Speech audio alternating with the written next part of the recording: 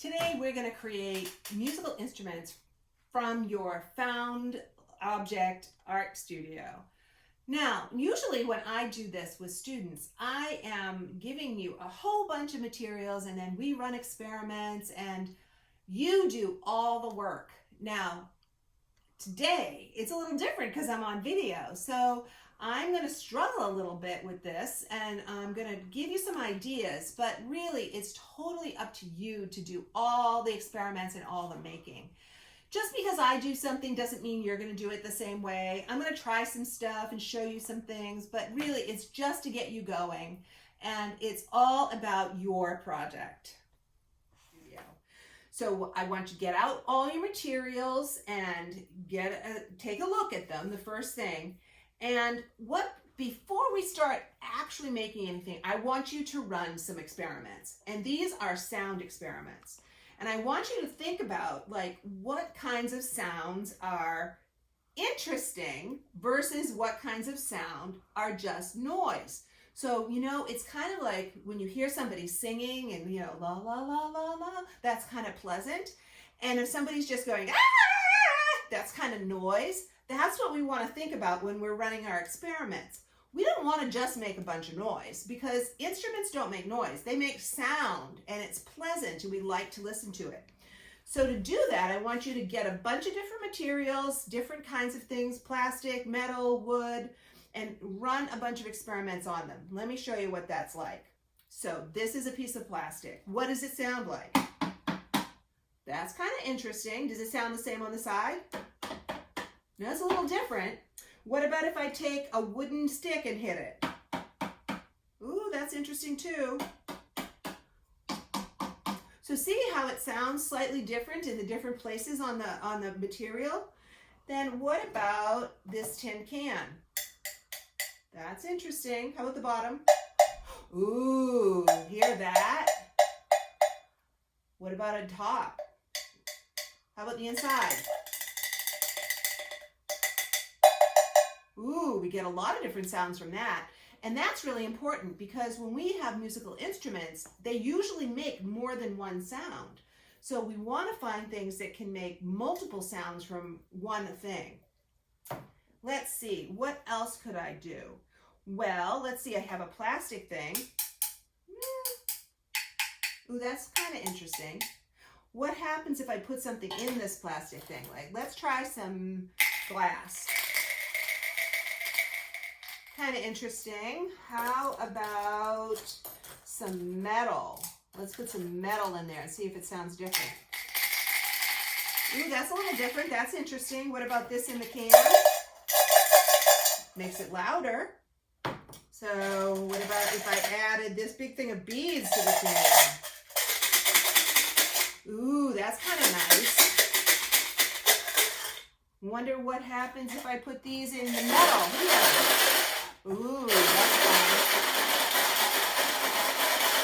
That's interesting. What happens if I stir them? Kind of similar. Ooh, that's fun. I wonder if it sounds the same without stuff in it. Totally different. So, what I want you to do is with your materials is to take a bunch of experimental things and try all different combinations and find things that you find makes a sound rather than noise and things that you find are interesting and pleasant. And then we will experiment more with making them into different sounds and making them actually into something you can play. So now I want to tell you a little bit about cardboard because cardboard is one of the most useful of all of our found materials because it can be very versatile and it also can be very strong. So here's a piece of cardboard, and in cardboard it's made up of a backing piece of paper and then these zigzaggies inside and another backing piece of paper on top. So the ribs run one way in the material. Now, if you try to bend cardboard against the ribs, so the ribs are going this way, if I try to bend it, it's really hard to bend. But if I do what's called scoring, it bends really easily. So now this piece came scored, and that's why it bends. But say that's not where I want it to bend. Say I want it to bend down here.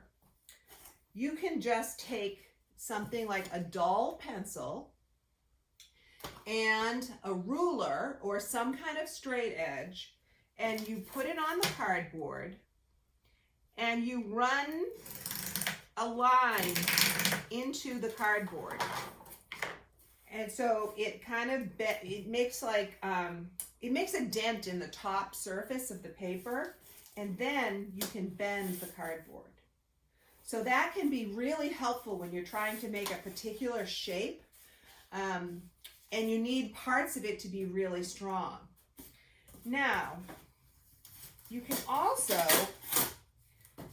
if you are working with the ribs are going this way, if you want to make a circular shape, you can do it with the ribs going in the same direction because they curl up really well.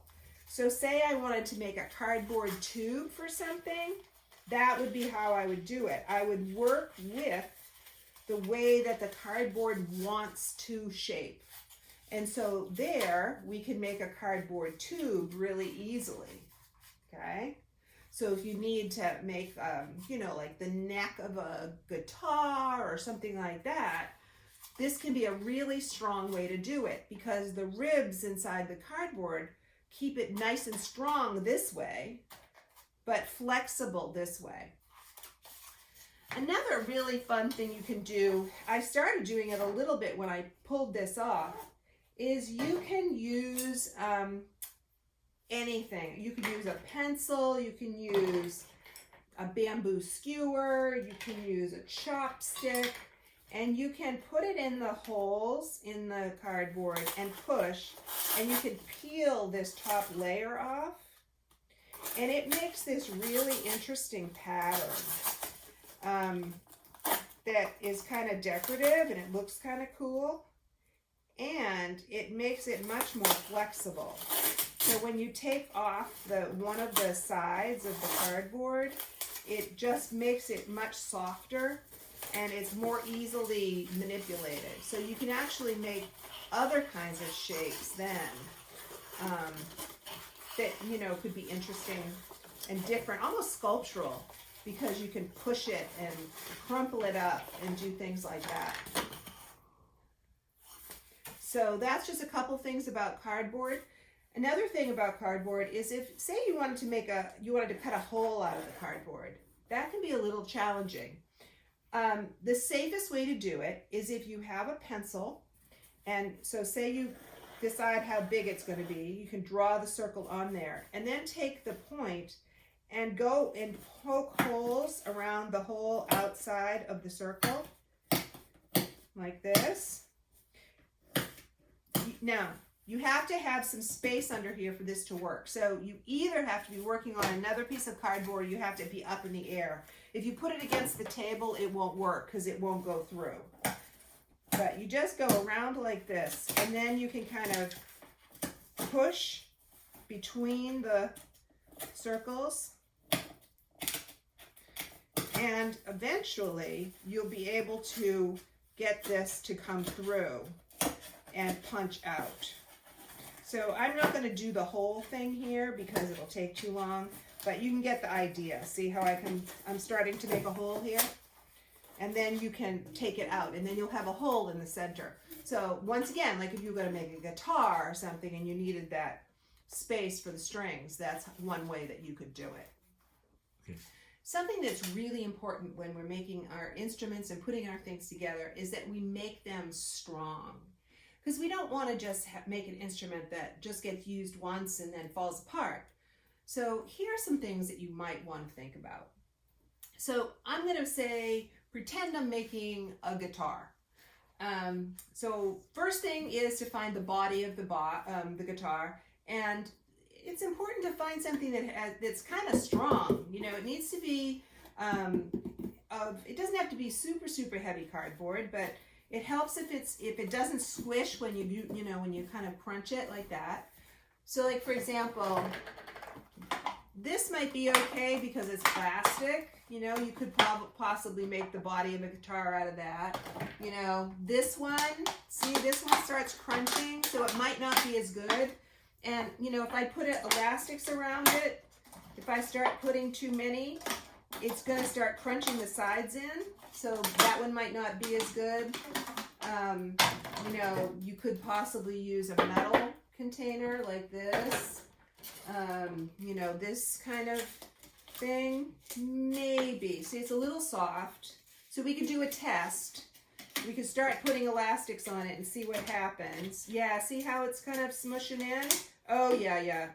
See, it's distorting and it's getting all warped. So this one probably wouldn't be a very good one. But I think this big orange box here will be good. And the thing that's nice about it, it already has a hole.